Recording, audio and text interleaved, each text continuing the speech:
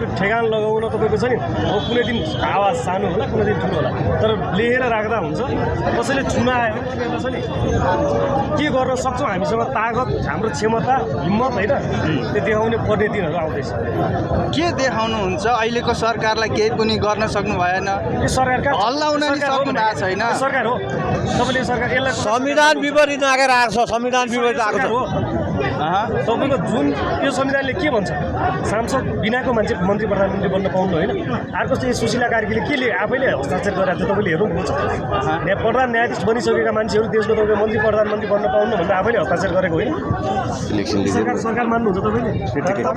तपाईँहरू जस्ता व्यक्तिहरूको लागि सरकार होला तर वास्तवमा नेपाल र नेपालीको अस्तित्व खोज्नेहरूको लागि यो सरकार होइन तर तपाईँहरूलाई यहाँ चाहिँ नि दमन गरिएको देखियो कसले जति पनि हुन्छ नि राजावादी साथीहरूलाई त दमन गरिरहेकै छ भन्ने सुनिरहेछौँ हामीले अपराधी तत्त्वहरूले एनजिओको सरकारहरूले कसले कसले त अब अहिले राष्ट्रवादीहरू काहीँ पनि झुकेका जुन छैनन् शक्ति र हामीले सत्तामा छ आवश्यक पर्दा विचार गर्दा हुन्छ विचार गर्दा हुन्छ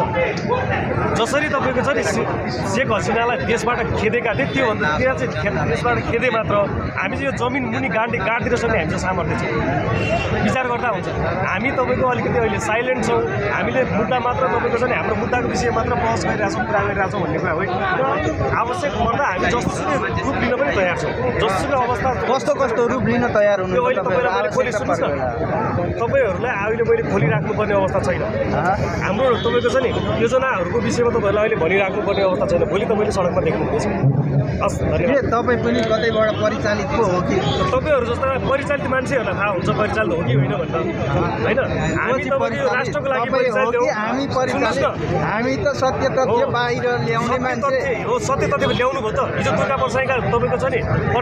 प्रतिनिधित्व गरेर के अरे तपाईँको मन्त्रालय जानेहरूले